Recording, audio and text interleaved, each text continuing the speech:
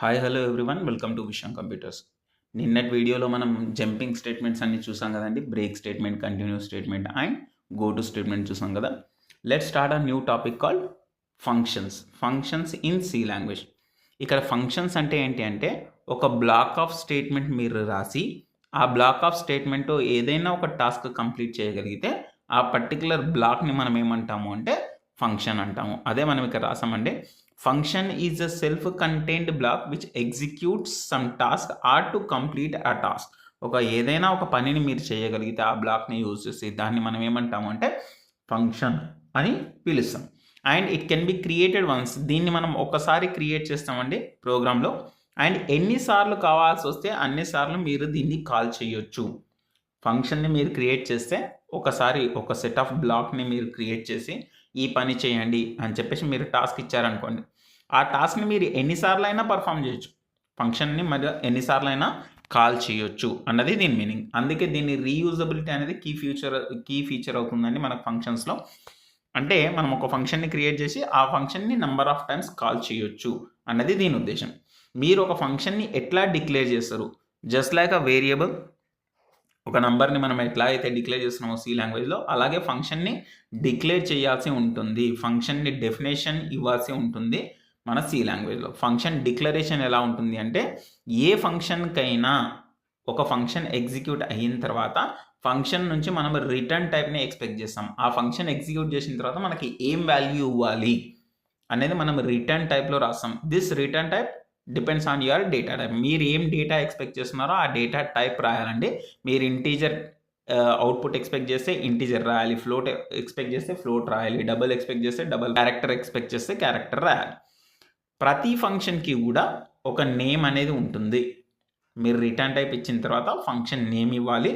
ఈ ఫంక్షన్ని కంప్లీట్ చేయడానికి, ఈ ఫంక్షన్ ఎగ్జిక్యూట్ చేయడానికి అవసరమైన ఆర్గ్యుమెంట్స్ అనేవి మీరు పాస్ చేయాల్సి ఉంటుంది. But this return type arguments are optional. కానీ ఖచ్చితంగా ప్రతి ఫంక్షన్కి ఒక పేరు అనేది ఉంటుందండి. ఎందుకంటే ఆ సెట్ ఆఫ్ బ్లాక్కి మీరు ఆ పేరు పెట్టి పిలుస్తారు. మనం ఈ సెట్ ఆఫ్ బ్లాక్ మనం క్రియేట్ చేస్తాం అనుకోండి, ఈ బ్లాక్ని మనం ఎలా పిలవగలుగుతాం? దీనికి ఒక పేరు ఉంటే పిలవగలుగుతాం. అలా ప్రతి ఫంక్షన్కి ఒక నేమ్ అనేది మ్యాండేటరీ. రిటర్న్ టైప్ మీరు ఏం ఎక్స్పెక్ట్ చేస్తారో అది రాయండి. అండ్ ఆర్గ్యుమెంట్స్ ఒకవేళ ఆ ఫంక్షన్కి అవసరమైతే మీరు పాస్ చేస్తారు, లేకపోతే లేదు. మనం with return type with arguments, with return type without arguments, without return type and with arguments, లేదా without return type and without arguments కూడా మనం ఫంక్షన్స్ అనేవి చేయొచ్చు. యాజ్ వీఆర్ బిగినర్, ఇప్పుడే మనం ఫంక్షన్స్ గురించి ఈ వీడియోలో చూస్తున్నాం కాబట్టి let us see an example where you people will not expect any return type and you don't want to pass any arguments. మన నెక్స్ట్ వీడియోస్లో మనం ఆర్గ్యుమెంట్స్ని పాస్ చేద్దాం, రిటర్న్ టైప్ని ఎక్స్పెక్ట్ చేద్దాం, ఎలా ఎగ్జిక్యూట్ అవుతుంది అనేది. ఓకే, కానీ ఈ వీడియోలో మనం ఎటువంటి రిటర్న్ టైప్ ఎక్స్పెక్ట్ చేయొద్దు. నథింగ్ వీఆర్ ఎక్స్పెక్టింగ్ అనేది మనం ఎలా చెప్తామండి? వైడ్ డేటా టైప్తో చెప్తాం. జస్ట్ లైక్ మీరు అన్ని ప్రోగ్రామ్స్లో వైడ్ డేటా టైప్ రాసి ఉంటారు. లైక్ వైడ్ మెయిన్ అంటే మెయిన్ ఫంక్షన్ ఎగ్జిక్యూట్ అవుతుంది, but we're not expecting anything from the main function అని చెప్తాం. అలా మీరు ఏదైనా ఫంక్షన్ నుంచి ఏమీ ఎక్స్పెక్ట్ చేయనప్పుడు వైడ్ డేటా టైప్ని ఇవ్వడం జరుగుతుంది. And function name can be anything other than your keywords. Same rules applicable అండి. మీరు ఏదైనా వేరియబుల్ని డిక్లేర్ చేసేటప్పుడు కానీ, ఫంక్షన్ నేమ్ని డిక్లేర్ చేసేటప్పుడు కానీ మీకు మినిమం 5 రూల్స్ అనేవి ఉంటాయి. మీరు నేమ్ ఇచ్చేటప్పుడు అది ఆల్ఫాబెట్స్తోనే స్టార్ట్ అవ్వాలి. It should not start with numbers or any special symbol. Okay, and it will be allowing only underscore at the beginning and spaces are not allow. మీరు ఒకవేళ 2 సపరేట్ పదాలని మీరు రాయాలి అనుకుంటే, జస్ట్ లైక్ ఫంక్షన్ నేమ్ అని ఉంది కదా, అట్లా మీరు అండర్స్కోర్ని యూజ్ చేసి దాన్ని కలపాలి. ఓకే, అండ్ ఇవన్నీ రూల్స్ అండ్ రెగ్యులేషన్స్ మీకు వేరియబుల్లోనే నేర్పిస్తారు. వేరియబుల్ నేమ్స్ ఇచ్చేటప్పుడు మీరు ఏవైతే రూల్స్ ఫాలో అవుతారో, ఫంక్షన్ నేమ్స్ ఇచ్చేటప్పుడు కూడా మీరు సేమ్ రూల్స్ని ఫాలో అవుతారు. ఏమైనా డౌట్ ఉంటే కామెంట్ సెషన్లో తెలిపే ప్రయత్నం చేయండి. రూల్స్ అండ్ రెగ్యులేషన్స్ ఏంటనేది మనం ఒక సపరేట్ వీడియో చేసుకుందాం. ఇక్కడ నేను ఫంక్షన్ ప్రోటోటైప్ అనేది ఇవ్వడం జరిగిందండి. రిటర్న్ టైప్ ఇస్తారు, ఫంక్షన్ నేమ్ ఇస్తారు, కావాల్సిన ఆర్గ్యుమెంట్స్ని మీరు పాస్ చేస్తారు. ఇప్పుడు మనం తీసుకునే ఎగ్జాంపుల్లో వైడ్ డేటా టైప్ నేను తీసుకున్నాను. ఫంక్షన్ పేరు ఏంటండి? Sum. And we're not passing any argument here. Arguments అవసరం ఉంటేనే మీరు పంపిస్తారని చెప్పాను కదా, అలా మీరు ఈ ఫంక్షన్ ప్రోటోటైప్ అనేది చూడొచ్చు. సమ్ అనే ఫంక్షన్ ప్రోటోటైప్ చూడొచ్చు. ఎగ్జాంపుల్కి మనం ఇక్కడ ఒక ఫంక్షన్ని కాల్ చేసి 2 నంబర్స్ని యాడ్ చేసి ప్రింట్ చేయడానికి ట్రై చేద్దాం. This is our function called sum. నేను ఈ ఫంక్షన్ని ఎగ్జిక్యూట్ చేసినప్పుడు I'm not expecting anything from the function అనేది నేను ఎలా చెప్తున్నాను అంటే వైడ్ డేటా టైప్తో చెప్తున్నాను. అండ్ మనకు రిటర్న్ టైప్ తర్వాత ఏమి ఇవ్వాలి, ఫంక్షన్ నేమ్ ఇవ్వాలి. ఫంక్షన్ నేమ్ అనేది ఇట్లా ఏమి ఇస్తున్నాను, నేను సమ్ అని ఇస్తున్నాను. It is not mandatory. మీరు సమ్ రాయొచ్చు, విశ్వం కంప్యూటర్స్ రాయొచ్చు, ఛానల్ నేమ్ రాయొచ్చు, లేదా మీ కాలేజ్ నేమ్ రాయొచ్చు, what ever you want to do. కానీ మీ పెరాంథసిస్ అనేది మ్యాండేటరీ. దీంతో ఇది ఒక ఫంక్షన్ అనేది దానికి తెలుస్తుంది. అండ్ ఆర్గ్యుమెంట్స్ అనేవి ఆప్షనల్ అండి. ఇక్కడ నేను ఆర్గ్యుమెంట్స్ కూడా ఏం పంపించట్లేదు నా ఫంక్షన్లో. కానీ ఆర్గ్యుమెంట్స్ లేకుండా మనం ఏం చేస్తున్నాము అంటే లోకల్ వేరియబుల్స్ అనేవి యూజ్ చేస్తున్నాం. ఈ ఫంక్షన్ లోపల డిక్లేర్ చేస్తున్నామండి ఇంట్ a is equal to 5 and b is equal to 6. ఇవి రెండు కూడా లోకల్ వేరియబుల్స్ అవుతాయి దేనికి, ఈ సమ్ అనే ఫంక్షన్కి. ఈ a is equal to 5 b is equal to 6 అనేది ఈ సమ్ ఫంక్షన్లో మాత్రమే పనిచేస్తుంది, మీ మెయిన్ ఫంక్షన్లో పనిచేయదు. ఓకే, లోకల్ వేరియబుల్స్ అనేవి డిక్లేర్ చేసుకుంటున్నాం.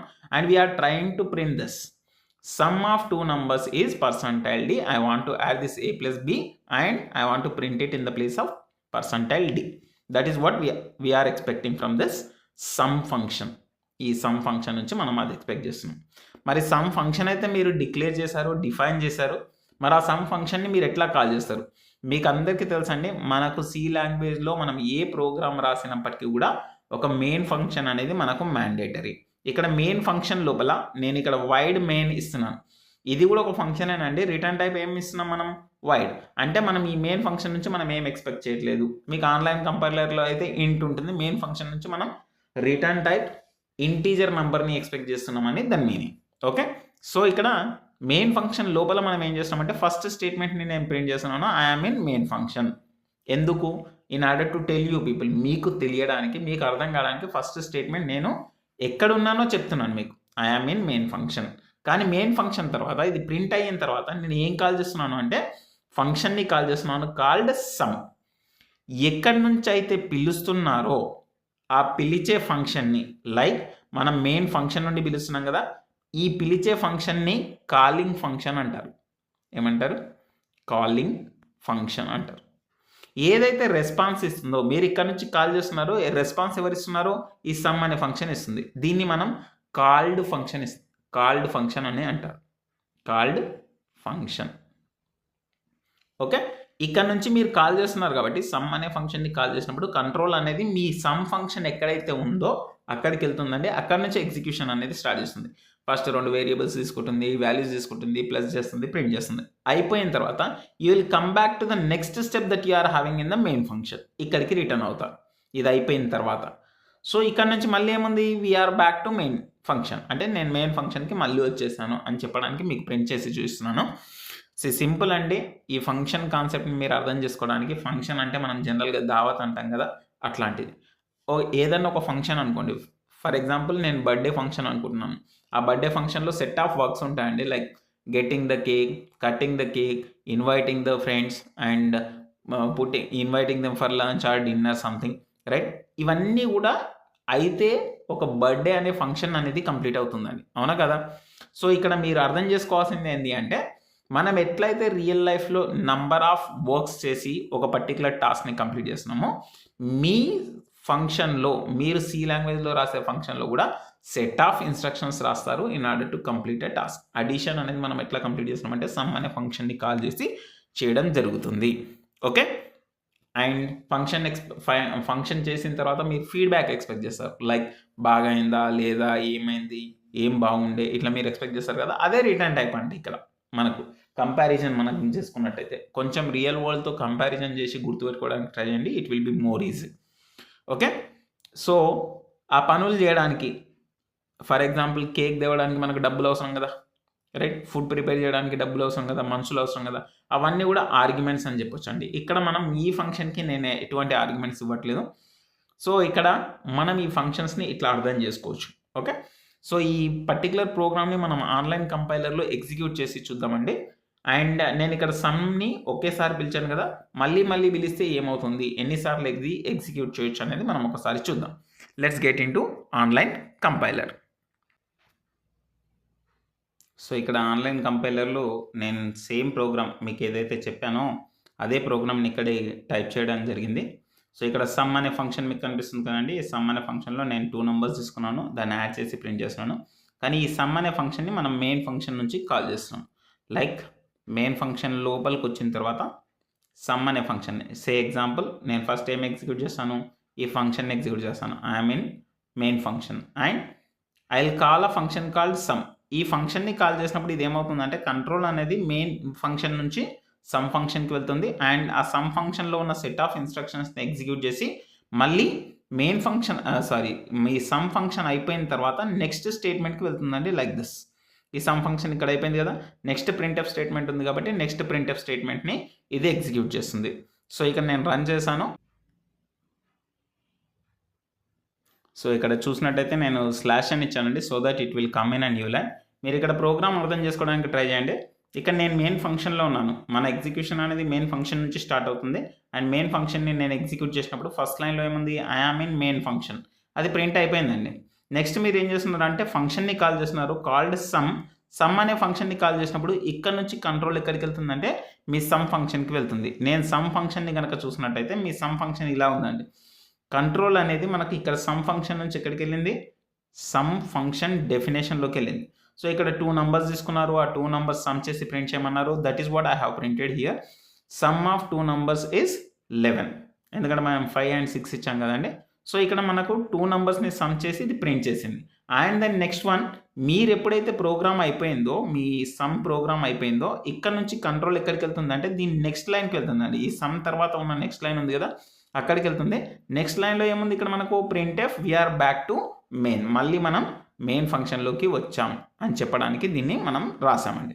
అండ్ యాజ్ ఐ సెడ్, మీరు ఫంక్షన్ని ఒకేసారి క్రియేట్ చేసి ఉండొచ్చు, కానీ మీరు ఎన్నిసార్లు అయినా దీన్ని కాల్ చేయొచ్చు. For example, if I'm calling the sum function for the second time, okay, and if I'm giving a semicolon, then what will happen, just see. నేను దీన్ని రన్ చేసి చూపిస్తున్నానండి. ఇక్కడ నేను 2 times కాల్ చేశాను సమ్ అనే ఫంక్షన్ని. సమ్ అనే ఫంక్షన్ని 2 times కాల్ చేస్తే ఇది ఎగ్జిక్యూట్ చేస్తుందా లేదో ఒకసారి చూద్దాం. Okay, now run this. See here, నేను ఇందాక చెప్పినట్టు మీరు సమ్ అనే ఫంక్షన్ని ఒకేసారి క్రియేట్ చేశారు, కానీ ఫస్ట్ టైం కాల్ చేస్తున్నారు, ఫస్ట్ టైం ఎగ్జిక్యూట్ అయింది. సెకండ్ టైం కాల్ చేస్తున్నారు, సెకండ్ టైం ఎగ్జిక్యూట్ అయింది. అలా మీరు ఎగ్జాంపుల్కి ఈ మెయిన్ ఫంక్షన్లో 1000 steps ఉండొచ్చు అండి. 1000 stepsలో ఎక్కడో 100th stepలో మళ్ళీ సమ్ ఫంక్షన్ కాల్ చేయాలనుకున్నాను, యూ కెన్ కాల్. మీరు ఎన్నిసార్లు అయినా సమ్ ఫంక్షన్ని కాల్ చేయొచ్చు. ఒకసారి క్రియేట్ చేస్తారు కాబట్టి మళ్ళీ క్రియేట్ చేయాల్సిన అవసరం లేదు. దీన్ని రీయూజబుల్ చేయొచ్చు అనమాట. అదే ఫంక్షన్ని మళ్ళీ మళ్ళీ మీరు కాల్ చేయొచ్చు, ఎగ్జిక్యూట్ చేయొచ్చు. సో ఈ ఫంక్షన్స్ అనే కాన్సెప్ట్ మీకు కొద్ది వరకు క్లియర్ అయింది అనుకుంటున్నాను అండి. ఎందుకంటే రిటర్న్ టైప్ ఆర్గ్యుమెంట్స్ ఏవైతే ఉన్నాయో అవి మనం నెక్స్ట్ వీడియోలో రిటర్న్ టైప్ కూడా ఇచ్చి చూద్దాం అండ్ ఆర్గ్యుమెంట్స్ కూడా ఇచ్చి చూద్దాం. వాటిని ఎట్లా ఎగ్జిక్యూట్ చేస్తారనేది మన రేపటి సెషన్లో చూద్దాం. దట్ ఈస్ నెక్స్ట్ వీడియోలో మనం చూద్దాం. ఓకే, ఐ హోప్ ఈ వీడియో యూస్ఫుల్ అని నేను అనుకుంటున్నాను. ఒకవేళ వీడియో కనుక యూస్ఫుల్ అనిపిస్తే లైక్ చేయండి, షేర్ చేయండి అండ్ సబ్స్క్రైబ్ చేయండి ఛానల్ని. అండ్ మీ ఫ్రెండ్స్తో షేర్ చేయడం మర్చిపోకండి. థ్యాంక్ యూ అండి, thank you for watching. Thank you.